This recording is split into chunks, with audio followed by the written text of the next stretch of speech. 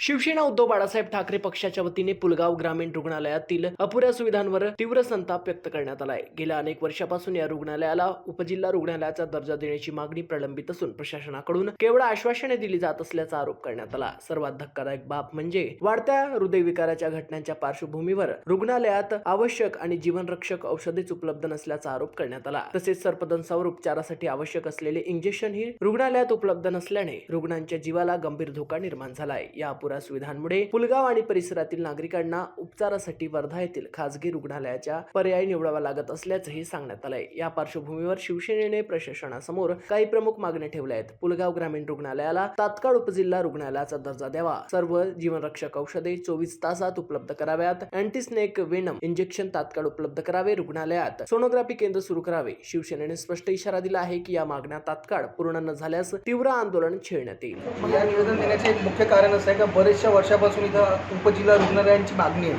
पण अजूनपर्यंत शासनाने या रुग्णालयाकडे लक्ष पण दिले नाही आणि या रुग्णालयाला उपजिल्हा रुग्णालय म्हणून घोषित केले नाही। या रुग्णालयाची जुळून 365 गाव आहेत, त्या सगळ्या ग्रामीण भागात, मग त्यात अमरावती जिल्ह्याचे पण आले आणि वर्धा जिल्ह्याचे पण आले। पण या सगळ्या उपजिल्हा रुग्णालयाचा दर्जा न दिल्या कारणाने इथे सुविधांना अभाव आहे आणि म्हणून आम्हाला ही पाडी आली आणि नागरिकांना खूप त्रास होत आहे। इथे सोनोग्राफी सेंटर नाही आहे। आज गरोदर महिला इथे येतात, त्यांच्या डिलिव्हऱ्यापासून सगळं ते गर्भावस्थेत येतात, पण त्यांचे एले आणि त्यांच्या त्या जीवाची यातना, हे मरण यातना इथं सहन करावी लागते, कारण की निदान त्या रोगाचं लागत नाही। म्हणून आम्ही इथे निवेदन द्यायची आम्हाला पाडी आलेली आहे। दुसरा विषय कसा आहे तर हृदयविकाराचे पेशंट जेव्हा इथे येतात तर त्यांना वेळेवर उपचार मिळत नाही, तर ॲसिडिटी म्हणून त्यांना सांगण्यात येतं, औषधाचे अभाव असतं, सर्पदंशाच्या औषधाचा अभाव असतं। या सगळ्या कारणावरून आम्ही आमच्यावर आज शिवसेना उद्धव बाळासाहेब ठाकरेच्या वतीनं आम्ही या प्रशासनाला, या डॉक्टर साहेबांच्या माध्यमातून ही सगळ्या मागण्या पूर्ण व्हावं म्हणून आम्ही हे निवेदन देत आहोत। असे अगर नाही झाले,